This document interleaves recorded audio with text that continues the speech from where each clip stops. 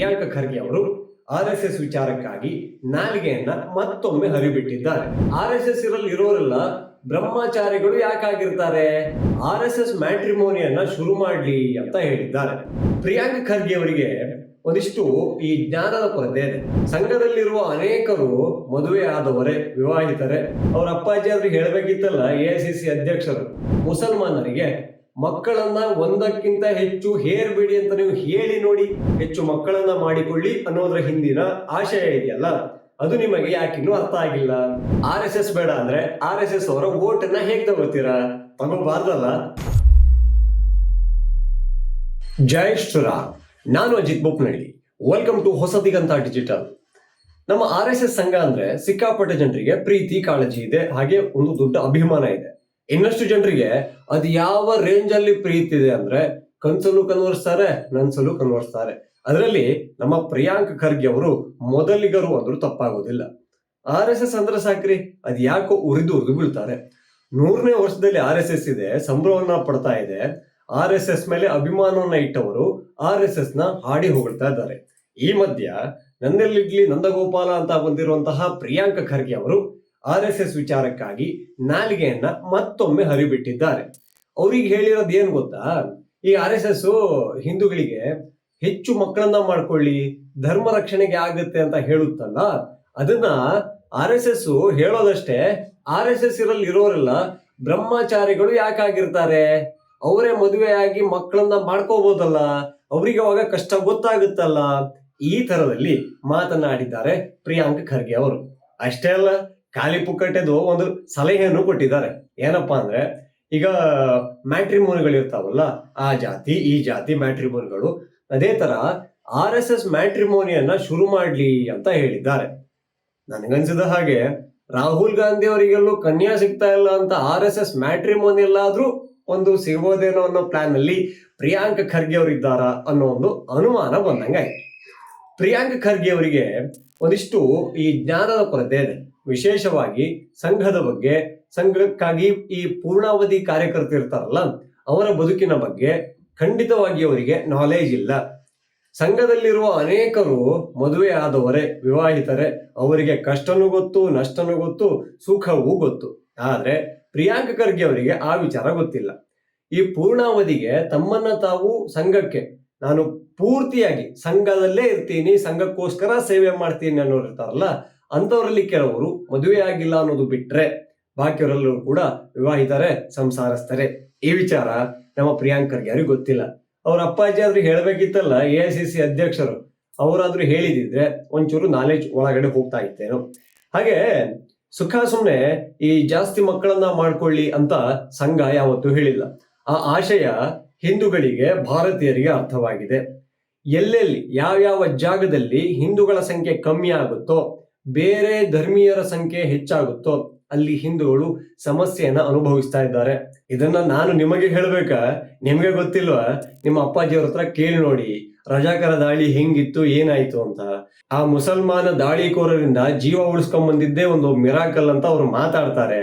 So ಅಲ್ಲಿ ಹಿಂದೂಗಳ ಸಂಖ್ಯೆ ಜಾಸ್ತಿ ಇದ್ದಿದ್ದಾರೆ, ಅವರ ದಾಳಿ ಆಗ್ತಾ ಇತ್ತ. ಹಿಂದೂಗಳಲ್ಲಿ ಸಂಖ್ಯೆ ಅಷ್ಟೇ ಜಾಸ್ತಿ ಅಲ್ಲ, ಒಗ್ಗಟ್ಟು ಕೂಡ ಅಷ್ಟೇ ಇದ್ದಿದ್ದಾರೆ. ರಜಾಕರನ್ನ ಹಿಮ್ಮೆಟ್ಟಿಸುವ ಕೆಲಸ ಆಗ್ತಾ ಇರ್ಲಿಲ್ವಾ?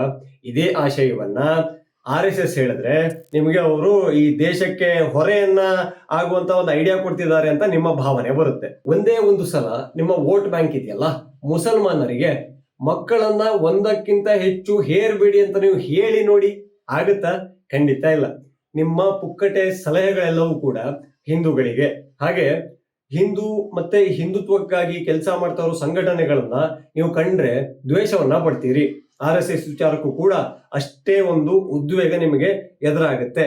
ಆದ್ರೆ ಹೆಚ್ಚು ಮಕ್ಕಳನ್ನ ಮಾಡಿಕೊಳ್ಳಿ ಅನ್ನೋದ್ರ ಹಿಂದಿನ ಆಶಯ ಇದೆಯಲ್ಲ, ಅದು ನಿಮಗೆ ಯಾಕಿನ್ನೂ ಅರ್ಥ ಆಗಿಲ್ಲ? ಖಂಡಿತ ಅರ್ಥ ಆಗ್ಬೇಕಿತ್ತು. ಯಾಕೆಂದ್ರೆ ಉದಾಹರಣೆ, ನಿಮ್ಮದೇ ಮನೆಯಲ್ಲಿ ಇರೋದಕ್ಕೆ. ಈಗ ಪಶ್ಚಿಮ ಬಂಗಾಳದಲ್ಲಿ ವಿಶೇಷವಾಗಿ ಎಲ್ಲೆಲ್ಲಿ ಹಿಂದೂಗಳ ಸಂಖ್ಯೆ ಕಮ್ಮಿ ಇದೆಯೋ ಅಲ್ಲಿ ಹಿಂದೂಗಳು ದಿನನಿತ್ಯ ನರಕಯಾತನೆಯನ್ನ ಅನುಭವಿಸ್ತಾ ಇದ್ದಾರೆ. ಬೇರೆ ಆಸಾಮಿಗೆ ಹೋದ್ರು ಅಷ್ಟೇ, ಜಮ್ಮು ಕಾಶ್ಮೀರದಲ್ಲೂ ಅಷ್ಟೇ, ಬೇರೆ ಬೇರೆ ಕಡೆಯಲ್ಲಿ ಎಲ್ಲಿ ಮುಸ್ಲಿಂ ಡಾಮಿನೇಟೆಡ್ ಏರಿಯಾಗಳು ಇರ್ತಾವಲ್ಲ, ಅಲ್ಲಿ ಸಮಸ್ಯೆ ತಪ್ಪಿದ್ದಲ್ಲ. ಯಾವ ಹಂತಕ್ಕೆ ಕೇಳಿ, ನೆಮ್ಮದಿಯಾಗಿ ದೇವಸ್ಥಾನಕ್ಕೆ ಹೋಗೋಕೆ ಆಗೋದಿಲ್ಲ, ನೆಮ್ಮದಿಯಾಗಿ ಪೂಜೆಯನ್ನ ಮಾಡೋಕೆ ಆಗೋದಿಲ್ಲ, ಪೂಜೆ ಮಾಡೋದು ಬಿಟ್ಟಾಕಿ, ಮನೆಯಿಂದ ಹೊರಗಡೆ ಬಂದು ದೇವಸ್ಥಾನಕ್ಕೆ ಹೋಗೋದು ಬಿಟ್ಟಾಕಿ, ಮನೆಯಲ್ಲೇ ಕೂಡ ಶಂಖ ಜಾಗಟೆಯನ್ನು ಹೊಡೆಯಕ್ಕಾಗ್ತಾ ಇಲ್ಲ. ಆ ಶಬ್ದದಿಂದ ಪಕ್ಕದ ಮನೆಯಲ್ಲೊಬ್ನು ಫಕೀರ ಇರ್ತಾನಲ್ಲ, ಅವನ ಧಾರ್ಮಿಕ ಭಾವನೆಗೆ ಧಕ್ಕೆ ಬಂತು ಅಂತ ಹಲ್ಲೆಯನ್ನ ಮಾಡಲಾಗುತ್ತೆ. ಇದು ಬೇರೆ ಯಾವುದೋ ದೇಶದದ್ದು ಹೇಳ್ತಾ ಇಲ್ಲ, ನಮ್ಮದೇ ದೇಶದಲ್ಲಿ ಆಗ್ತಾ ಇರುವಂತಹ ಇದು ಘಟನೆ, ಹಿಂದೂಗಳ ನರಕ ಯಾತನೆ. ಇದನ್ನ ನೀವು ಅರ್ಥ ಮಾಡಿಕೊಳ್ಳದೆ ಇದ್ರೆ ಬಹಳ ಸಮಸ್ಯೆ ಆಗುತ್ತೆ. ಒಂದ್ ಕೆಲಸ ಮಾಡಿ, ಹೆಂಗೋ ನಿಮ್ಗೆ RSS ಕಂಡ್ರೆ ಆಗಲ್ಲ, ಸ್ವಯಂ ಸೇವಕರು ಕಂಡ್ರೆ ಆಗಲ್ಲ, ಸಂಘದ ಯಾವ ಆಶಯಗಳು ಕೂಡ ನಿಮ್ಗೆ ಒಪ್ಪಲ್ಲ, ಸಿದ್ಧಾಂತವಂತೂ ಸೇರೋದೇ ಇಲ್ಲ. ಹೀಗಾಗಿ ಈ ಇಲೆಕ್ಷನ್ ಬರುತ್ತಲ್ಲ, ಆ ಟೈಮಲ್ಲಿ RSS ಮೇಲೆ ಯಾರಿಗೆಲ್ಲ ಅಭಿಮಾನ ಇದೆಯೋ, RSS ಶಾಖೆಗೆ ಯಾರೆಲ್ಲ ಹೋಗಿದ್ದೀರೋ, RSS ದೇಶವನ್ನ ಕಾಯುವಂತಹ ಸೆಕೆಂಡ್ ಆರ್ಮಿ ಅಂತ ಯಾರೆಲ್ಲ ನಂಬಿಕೊಂಡಿದ್ದೀರಲ್ಲ, ಅವ್ರು ಯಾರು ಕೂಡ ನನಗೆ ಹಾಗೂ ನನ್ನ ಪಕ್ಷಕ್ಕೆ ಓಟೇ ಹಾಕೋದ್ ಬೇಡ, ಆರಾಮ್ಸೆ ನಾವು ಗೆದ್ದು ಬರ್ತೀವಿ ಅಂತ ಹೇಳಿ ನೋಡಿ. ಯಾಕೆಂದ್ರೆ RSS ಬೇಡ ಅಂದ್ರೆ RSS ಅವರ ಓಟನ್ನ ಹೇಗ್ ತಗೋತೀರಾ? ತಗೋಬಾರ್ದಲ್ಲ. ಹಾಗಾಗಿ ನೀವು ಇಂಥದ್ದೊಂದು ಹೇಳಿಕೆಯನ್ನ ಕೊಟ್ಟು ನೋಡಿ. ಹಾಗೆ RSS ಏನಾದ್ರೂ ಮ್ಯಾಟ್ರಿಮೋನಿಯನ್ನ ಶುರು ಮಾಡ್ತು ಹೇಳಾದ್ರೆ ಮೊದಲ ಹೆಸರು ರಾಹುಲ್ ಗಾಂಧಿ ಅವರದ್ದೇ ಬರೆಸಬೇಕಾಗಿ ವಿನಂತಿ. ಅವರು ಪಾಪ ಭಾರತದ ಪ್ರಧಾನಮಂತ್ರಿ ಆಗ್ಬೇಕು ಅಂತ ಕನಸನ್ನ ಕಾಣ್ತಾ ಇದ್ದಾರೆ. ನಿಮ್ಮ ಲೆಕ್ಕಾಚಾರದಂತೆ ಹೇಳೋದಾದ್ರೆ ಅವರಿಗೂ ಕೂಡ ಕಷ್ಟಗಳು ನಷ್ಟಗಳೆಲ್ಲ ಗೊತ್ತಾಗ್ಬೇಕಲ್ಲ. ಸಂಸಾರ ನಿಭಾಯಿಸೋದು ಎಷ್ಟು ಕಷ್ಟ, ಆಮೇಲೆ ದೇಶವನ್ನ ನಿಭಾಯಿಸೋದು ಹೇಗೆ ಅನ್ನೋ ಆಲೋಚನೆ ಬರ್ಬೇಕಲ್ಲ. ಹಾಗಾಗಿ ಇನ್ನೊಂದೇನ್ ಗೊತ್ತಾ, ರಾಷ್ಟ್ರೀಯ ಸ್ವಯಂ ಸೇವಕ ಸಂಘ ತುಂಬಾ ಪ್ರಬುದ್ಧತೆಯಿಂದ ಬಂದಿರುವಂತಹ ಸಂಘ. ಯಾವತ್ತೂ ಕೂಡ ತನ್ನ ಅಂಕೆಯನ್ನ ಮೀರಿ ವರ್ತನೆ ಮಾಡಿದ್ದೇ ಇಲ್ಲ. 17 ಜನರಿಂದ ಶುರುವಾದ ಸಂಘ 100 ವರ್ಷ ಪೂರೈಸುತ್ತೆ. ಬೇರೆ ಬೇರೆ ದೇಶಗಳಲ್ಲೂ ತನ್ನ ಶಾಖೆಯನ್ನ ಹೊಂದಿರುತ್ತೆ ಅಂದ್ರೆ ಅರ್ಥ ಮಾಡಿಕೊಳ್ಳಬೇಕು. ಸಂಘದ ಬದ್ಧತೆ ಅಂತದ್ದು, ಅದನ್ನ ಜನರು ಸ್ವೀಕಾರ ಮಾಡಿರೋ ರೀತಿ ಅಂತದ್ದು ಅಂತ. ನೀವು ಸಂಘಕ್ಕೆ ಬುದ್ಧಿವಾದವನ್ನ ಹೇಳೋಕೆ ಬರ್ತಿರಲ್ಲ, ತುಂಬಾ ಆಶ್ಚರ್ಯ ಆಗುತ್ತೆ. ಸಂಘ ಅಷ್ಟೊಂದು ಗತಿಗೆಟ್ಟಿಲ್ಲ. ನಿಮ್ಮಂತವರ ಈ ಪುಕ್ಸಟ್ಟೆ ಸಲಹೆಗಳನ್ನ ಕೇಳಿ ತಿದ್ದಿಕೊಳ್ಳುವಷ್ಟು ಆ ದುಸ್ಥಿತಿ ಸಂಘಕ್ಕೆ ಬಂದಿಲ್ಲ, ಬರೋದು ಇಲ್ಲ. ಬರದೇ ಇರುವ ಕಾರಣಕ್ಕೆ ಸಂಘ ಸೇವೆ, ತ್ಯಾಗ ಮನೋಭಾವವನ್ನ ಹೆಚ್ಚಿಸುವ ಕಾರಣಕ್ಕೆ, ದೇಶಭಕ್ತಿಯನ್ನ ನಮ್ಮಲ್ಲಿ ತುಂಬುವ ಕಾರಣಕ್ಕೆ 100 ವರ್ಷದ ಸಂಭ್ರಮದಲ್ಲಿದೆ. ನಿಮ್ಮ ಕಾಂಗ್ರೆಸ್ ಅವರು 2019ರಲ್ಲಿ RSS ಮಾಡೆಲ್ ಅನ್ನ ತಗೊಂಡಿದ್ರು. ಈಗ ಮೋದಿಯ ಹಿಂದೆ RSS ಇದೆ, ಬಿಜೆಪಿ ಹಿಂದೆ RSS ಇದೆ ಅಂತ ಎಲ್ಲ ಹೇಳ್ತಾರಲ್ಲ. ಸೊ ಮೋದಿಯನ್ನ ಸೋಲಿಸಬೇಕು ಅಂದ್ರೆ RSS ತರ ಒಂದು ಸಂಘಟನೆ ಒಂದು ಬೇಕಾಗುತ್ತೆ. ಹೀಗಾಗಿ ನಮ್ದು ಅತ್ಯಂತ ಹಳೆಯ ರಾಜಕೀಯ ಪಕ್ಷ, ಪುರಾತನವಾದ ರಾಜಕೀಯ ಪಕ್ಷ, ನಾವು ಹಿಂಗಂದ್ರೆ ಸಾಕು ಕೋಟಿ ಕೋಟಿ ಕಾರ್ಯಕರ್ತರು ಬರ್ತಾರೆ. ಇದೇ ಭ್ರಮೆಯಲ್ಲಿದ್ದ ಕಾಂಗ್ರೆಸ್ 2019ರಲ್ಲಿ ಪ್ರೇರಕ್ ಅಂತ ಒಂದು ಸಂಘವನ್ನ ಶುರು ಮಾಡ್ತು.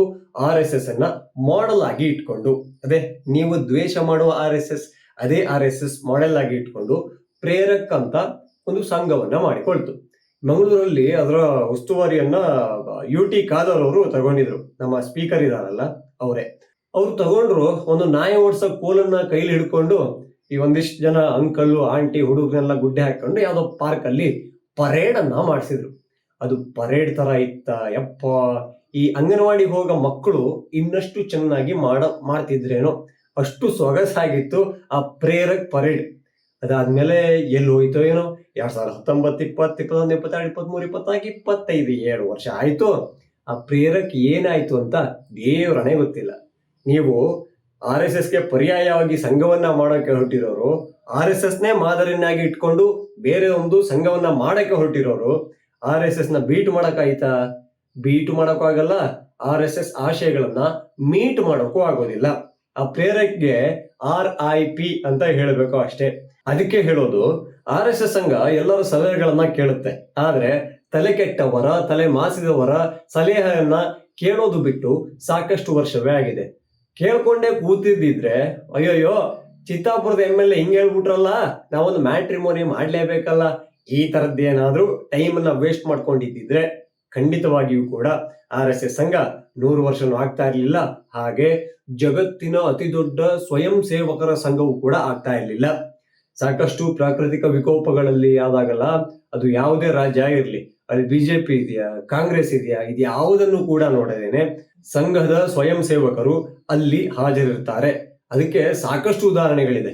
ಅದು ಇಂದಿರಾ ಗಾಂಧಿ ಕಾಲದಲ್ಲೂ ಇತ್ತು, ಈಗ ರಾಹುಲ್ ಗಾಂಧಿ ಕಾಲದಲ್ಲೂ ಇದೆ, ಮುಂದೆ ಬೇರೆ ಯಾವ್ದಾದ್ರು ಗಾಂಧಿ ವಿಪಕ್ಷದಲ್ಲಿ ಕೂರ್ತಾರಲ್ಲ ಅವರ ಕಾಲದಲ್ಲೂ ಇದ್ದೇ ಇರುತ್ತೆ. ಯಾಕೆಂದ್ರೆ ಸಂಘ ಶಾಶ್ವತ. ಅರ್ಥ ಆಯ್ತು ಅನ್ಸುತ್ತೆ. ಜೈ ಶ್ರೀರಾಮ್.